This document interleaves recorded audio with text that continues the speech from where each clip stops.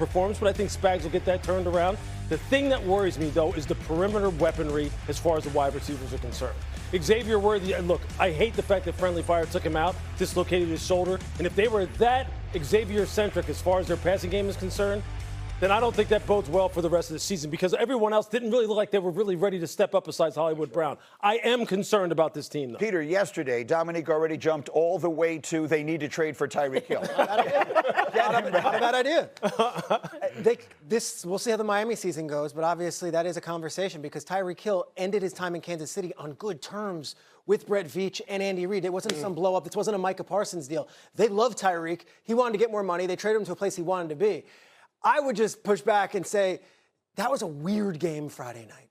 You don't play many games in Sao Paulo, Brazil. You don't play many games on a Friday night. And as much as the Chargers had to deal with the same stuff, I'm going to just wait and see until we get a neutral field or Arrowhead where it's a little bit differently because it's week one. They're the defending AFC champions. I'd like to see them on an American soil and without Mr. Beast calling it. I mean, I agree and I understand that. However, these are the same problems that they had last year. And these are the same problems that we predicted coming in this season and we said that they had to address and they would fix. That's the reason why I'm a little bit concerned is because they said we're going to solve this receiver issue. They said we're going to solve the O-line issue, and somehow their defense got a little worse. So those are the concerning parts to me. The biggest problem that they may have was the news that came across yesterday that Jalen Carter will not be suspended for this game. And there was probably a lot of disappointed people in that building we're in about Kansas to see City. how good that offensive line really is, right? They're going to get tested. They're going to get stretched. And to everybody's point here, when your top receiver is out and your next receiver goes down with an injury,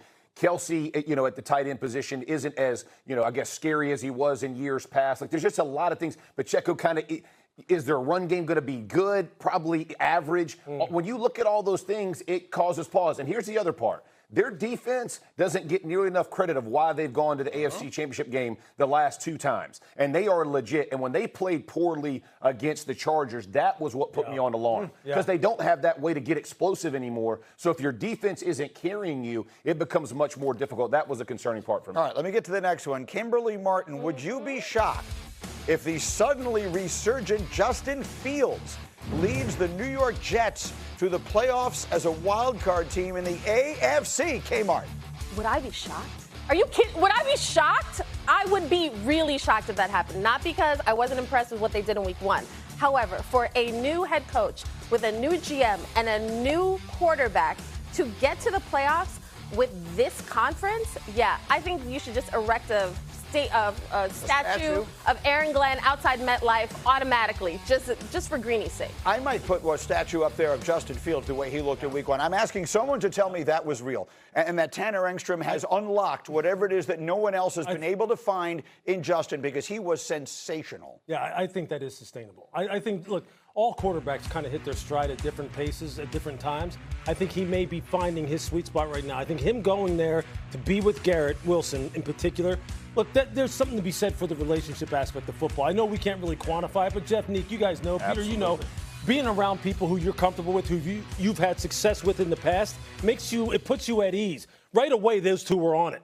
Those two were like in lockstep right away. And the fundamentals that he was playing with inside the pocket is what really struck me. Two hands on the football, not looking to run, staying in there, seeing full field reads, and throwing with accuracy. I'm going, those are like four things no one's ever said about him. That's the thing. Those are all the things, Jeff, people have been telling me for years he can't do. Suddenly he did it. Is that the new Justin Fields? Absolutely. And I'll tell you, when you think about what Aaron Glenn has done, he has brought Detroit and maybe the coordinator that should have stayed with him, and all of a sudden you're seeing what this offense really should be. And he is going to play physical football, which allows Justin Fields to see the field better. It allows him to use his legs and get into rhythm. All of those things you saw against what we thought was going to be a really good defense in Pittsburgh, and they got after them. I like how they kept it simple, especially early on. They ran the ball and they threw outs. It's like, all right, if we run the ball, you're going to have to go single high. Single high means we have three or cover one on the backside. Throw outs. It got him in rhythm doing it simple, easy reads. Then once he was comfortable, then they brought out the more sophisticated. Promising sign also is they played great. They had They were upset after the game. They thought they should have won that game. They should have. didn't look at this as some consolation prize that, we had a participation trophy. We did great. No, they were very upset as a team, and the coaching staff was disappointed they didn't come away with a W. And they easily could have. Frankly, there were a million different ways they should have won that game. Yeah. And whatever it is, losing to Rodgers is bitter. The running game was so. Breece Hall looked a way he hasn't looked since he was a rookie, right? That was a very encouraging sign. This week they get Buffalo. That's a pretty tough. I mean, and it's look like- against the look at him go. Steelers. You look like Freeman McNeil out there. Nice. You look like Bruce Harper back in the. Let's go. Those are some 42. names Let's for you. go. I used to go to those. That's old Jet excellent games. Jets knowledge. That's right. Okay. You know what? That's not bad. I didn't see that coming. If not you would bad. drop Scott Dierking on us, I would have been really impressed. Kmart, here we go. One more for you. Would you be shocked, and Peter touched on it earlier, would you be shocked if Jaxson Dart is the starter for the Giants by the end of this month? You know, Greeny, I would not be shocked, but I'd be surprised because my question would be, why was Russell even named the starter to begin with? I understand we see flashes from the kid. He can do a lot of things that Russell can't, but there's a reason that you made Russell the starter. That offensive line, do I want to put the future out there behind that makeshift line? I wouldn't. And I just think we talked about it earlier, the external pressure that's mounting in this area when it comes to the Giants, I think I would hate to see that sway opinions when it really is about how do we do the best thing for Jaxson Dart and making sure he's out there when he is ready, not when Russell is. And you touched on to start the show. What sense The are you getting? timeline is what's interesting here, and Kimberly's great on that point about the external pressure. That does exist. Also, they brought in Russell Wilson in March with no expectation that they were definitely going to get a quarterback. They wanted Abdul Carter at 3, so they didn't expect that they might get a first-round quarterback also. They get Dart in April, and there was a plan. Okay, Russ is going to start, and then when Dart's ready, we'll go. Dart was outstanding all summer, and I think he might have surprised them how ahead of the timeline he is, which leads to Sunday.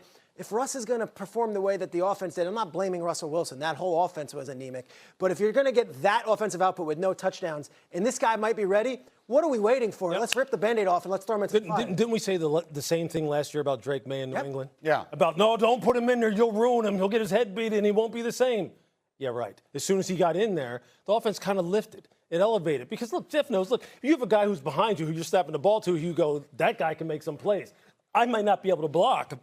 Not saying you. For sure. Not saying For you. sure. But I'm saying this guy can mitigate some of the things some of the deficiencies that we have. We talked about the external pressure. I think there probably is some internal about pressure. it. Like You saw that sideline. I That's the saw fact. Malik Neighbors. Yes, Man, throwing a ain't towel. look happy right there in that game. And that's a tough way to start when your best player ain't giving you no dap. You need to get some dap, Dayball. And if Dart's going to get you out there. That is Malik Neighbors, for those not aware of it. That's how he was feeling, Jeff. Was he That's not a happy or good no? plan.